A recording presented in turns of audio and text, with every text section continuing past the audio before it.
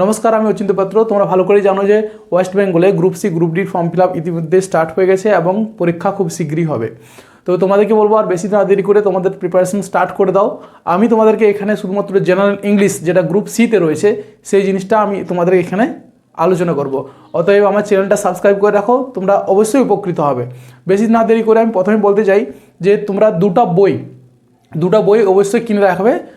আমি দেখাচ্ছি এই দুটো বই। একটা হচ্ছে black book of English vocabulary by Nikhil Gupta, এই বইটা।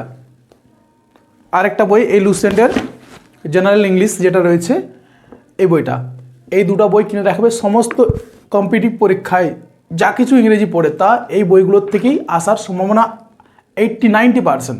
তো তোমাদেরকে বলবো যে এই দুটো বই অবশ্যই হাতে রাখবে।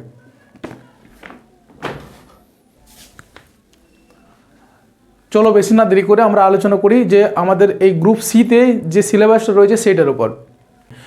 জেনারেল ইংলিশে গ্রুপ সিতে যে টপিকগুলো রয়েছে তার মধ্যে গ্রামারের মধ্যে রয়েছে তোমার preposition, singular, plural, synonym, antonyms, vocabulary, spelling check আর সেন্টেন্স স্ট্রাকচার। এই 5টা টপিক এখানে 5টা ভাগ করা আছে, কিন্তু এর মধ্যে হিউজ জিনিস রয়েছে। আমরা একটা টপিক ধরে আলোচনা করব। মনে রাখবে যে এই জিনিসগুলো তোমরা পড়ছো, মনে হবে যে এই কয়েকটা জিনিস, কিন্তু না, এগুলো পড়লে তোমার অন্যান্য যে টপিকগুলো রয়েছে জেনারেল অ্যাওয়ারনেস, রিজনিং, সেই সমস্ত জিনিসগুলো তোমার ক্লিয়ার হয়ে যাবে এখান থেকেই। তোমরা এটাও ভালো করে জানো যে অধিকাংশ পরীক্ষা ইংরেজিতেই হয়, আর ইংরেজি ল্যাঙ্গুয়েজটা না বোঝার জন্য আমাদেরকে অনেক প্রবলেম ফেস করতে হয়। তার জন্য বলবো যে ইংরেজি ল্যাঙ্গুয়েজটা অ্যাটলিস্ট, লিটারেচারটা বাদে দাও, ল্যাঙ্গুয়েজটা অ্যাটলিস্ট সবাইকে আমাদের জানা দরকার। কারণ এটা মডার্ন যুগ চলে এসছে এবং তুমি মোবাইলে যে কোনো জিনিস সার্চ করো না কেন তোমাকে বাংলাতেও পাবে, কিন্তু ইংলিশ ল্যাঙ্গুয়েজে সেটা বেটার পাবে। ঠিক আছে, অতএব ইংরেজি ল্যাঙ্গুয়েজটাও আমাদের শেখা দরকার। তো দেখো, প্রথম গ্রামারের প্রিপোজিশন। তোমরা জানো গ্রামারে শিখেছো প্রিপোজিশন কাকে বলে বা প্রিপোজিশন কীভাবে ব্যবহৃত হয়। হ্যাঁ, তারপরে রয়েছে সিঙ্গুলার, প্লুরাল। সিঙ্গুলার মানে হচ্ছে এক বচন, প্লুরাল মানে হচ্ছে বহু বচন। সিঙ্গুলার থাকলেই আমি একটা এক্সাম্পল দিয়ে দিচ্ছি, যেমন ক্যাট আছে, সেখানে তোমাকে ক্যাটস করতে হবে। ঠিক আছে, যেমন মাউস আছে, MOUS, মাউস, সেটা তোমাকে মাইস করতে হবে। বুঝতে হবে যে এটা মাউসেস হবে না, মাইস করতে হবে। এগুলোতে কোনো রুলস সেরকম নেই, কিন্তু তোমাকে মনে রাখতে হবে, মুখস্থ রাখতে হবে এগুলো। তার জন্য এই যে বইটা রয়েছে ভোকাবুলারি ইংলিশ, এই বইটা দেখালাম। এই বইটা পড়লে এগুলো সব কভার হয়ে যাবে। শুধু ইউটিউবে দেখলে হবে না, তোমাদেরকে বই পড়তে হবে। দেখো, আমি একটা মন থেকে কথা বলছি, আমি যথেষ্ট পড়াশুনো করেছি, জানিও, এবং সেই উপলব্ধি থেকে বলছি শুধুমাত্র ইউটিউব ভিডিও দেখলে হবে না, তোমাদেরকে ডিটেল স্টাডি করতে হবে। ইউটিউব থেকে শুধুমাত্র গাইডেন্সটা পাবে, ডিটেল স্টাডিটা কিন্তু তোমাদেরকে বই থেকে নিতে হবে আর কি। এবার লক্ষ্য করো, সিনোনিম, অ্যান্টোনিম। সিনোনিম মানে সমার্থক শব্দ, আর অ্যান্টোনিম মানে বিপরীতার্থক শব্দ। আমরা এক্সাম্পল দিয়ে একটা বুঝে নেব। যেমন বিউটিফুল থাকলো, নাইস, তার সমার্থক শব্দ নাইস হয়ে গেল। এবার আরও অপশন থাকবে, তোমাকে বুঝতে হবে এটা কার সমার্থক শব্দ, কোনটার সাথে এটা হবে। আর ঠিক অ্যান্টোনিমটা হচ্ছে বিপরীতার্থক শব্দ, তার অপোজিট। বিউটিফুল, সেখানে যদি টপিকে থাকে, কোয়েশ্চেনে যদি আগলি থাকে, আগলি হবে। বিউটিফুল মানে সুন্দর, আগলি মানে হচ্ছে কুৎসিত।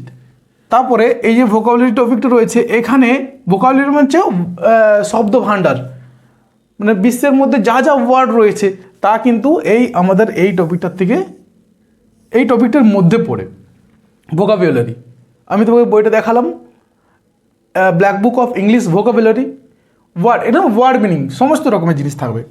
এরপর আসতে দেখো স্পেলিং চেক।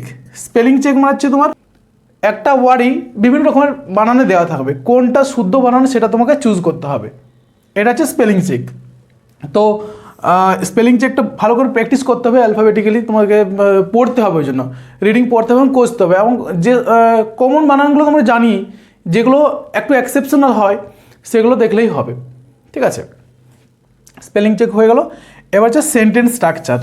সেন্টেন্স স্ট্রাকচারটা আমাদের একটু গ্রামারে, ইংলিশ গ্রামারে, যেমন সেন্টেক্স। হ্যাঁ, সেন্টেক্স যে রয়েছে, সাবজেক্ট ভার্ব এগ্রিমেন্ট। ঠিক আছে, সাবজেক্ট ভার্ব এগ্রিমেন্ট যেগুলো রয়েছে, সেই জিনিসগুলো আমাদেরকে জানতে হবে। যেমন আমাদের ইংলিশে মেন ফর্ম কি, subject plus verb plus object, এই তো মেন স্ট্রাকচার। এটা অ্যাক্টিভে, পেসিভে হলে object plus V3 plus by দিয়ে সাবজেক্ট, সাবজেক্টের প্যাসিভ ফর্ম। এটা হচ্ছে মেন স্ট্রাকচার, এটা অ্যাক্টিভ, এটা প্যাসিভ, সরি এটা প্যাসিভ, এটা অ্যাক্টিভ। এটা হচ্ছে মেন স্ট্রাকচার। প্রত্যেকটা স্ট্রাকচার হয় এটাতে পড়বে, নাহলে এটাতে পড়বে, ঠিক আছে? তো আমাদেরকে এই জিনিসগুলো, এই রুলসগুলো জানতে হবে। এখানে তোমার মুখস্থ করার কিছু নেই, সেন্টেন্স স্ট্রাকচারের সমস্ত রুলস আমাদেরকে মনে রাখতে হবে। প্রত্যেকটা টপিক আমি এখানে ধরে ধরে আলোচনা করব, তোমাদেরকে বলবো আমার সঙ্গে থাকো। দেখবে শুধু গ্রুপ সিতে নয়, যে কোনো কম্পিটিটিভ পরীক্ষায় ইংরেজিটা তোমাদের কাছে সহজ হয়ে দাঁড়াবে, ঠিক আছে? আবারও বলছি, চ্যানেলটা সাবস্ক্রাইব করে রাখো, কাজে লাগবে।